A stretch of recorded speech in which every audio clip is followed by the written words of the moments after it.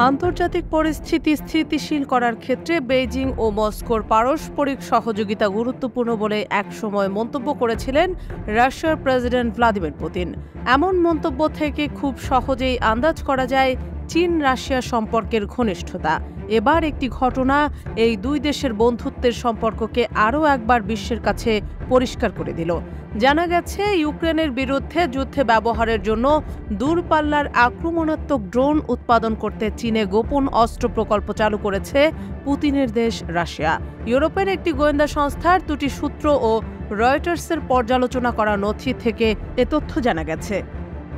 একটি নথিতে পাওয়া তথ্যানুযায়ী রাশিয়ার রাষ্ট্রীয় মালিকানাধীন অস্ত্র কোম্পানি আলমাজ আন্তের সহায়ক সংস্থা IEMZ কুপল স্থানীয় বিশেষজ্ঞদের সহায়তায় চীনে গার্পিয়া 3 বা G3 নামের একটি নতুন মডেলের ড্রোন তৈরি করে পরীক্ষা করেছে। চলতি বছরের শুরুতে রুশ প্রতিরক্ষা মন্ত্রণালয়ে কুপলের কাজের রূপরেখা দিয়ে পাঠানো প্রতিবেদনে একথা বলা হয়েছে। কুপল পরবর্তীতে রুশ প্রতিরক্ষা মন্ত্রণালয়কে আরও জানিয়েছে, তারা চীনের একটি কারখানায় G3 সহ অন্যান্য ড্রোন তৈরি করতে সক্ষম হয়েছে। এসব ড্রোন ইউক্রেনে বিশেষ সামরিক অভিযানে ব্যবহার করা যেতে পারে। উল্লেখ্য যে, ইউক্রেন যুদ্ধকে রাশিয়া বিশেষ সামরিক অভিযান বলে অভিহিত করে আসছে।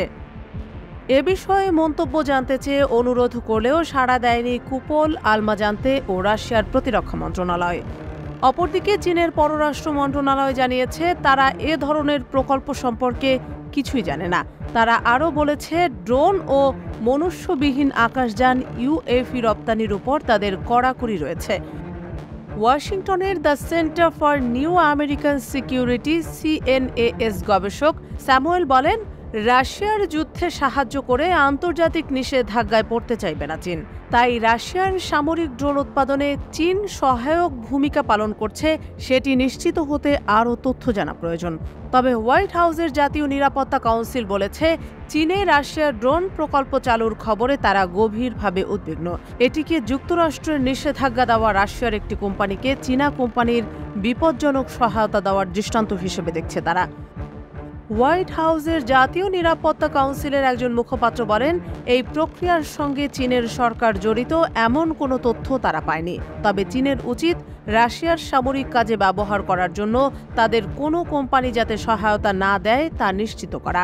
পাশাপাশি রাশিয়ার যুদ্ধে কূটনৈতিক ও অন্যান্য সহায়তা বন্ধ করতে চীনের প্রতি আহ্বান জানিয়েছে যুক্তরাজ্যের পররাষ্ট্র মন্ত্রণালয়।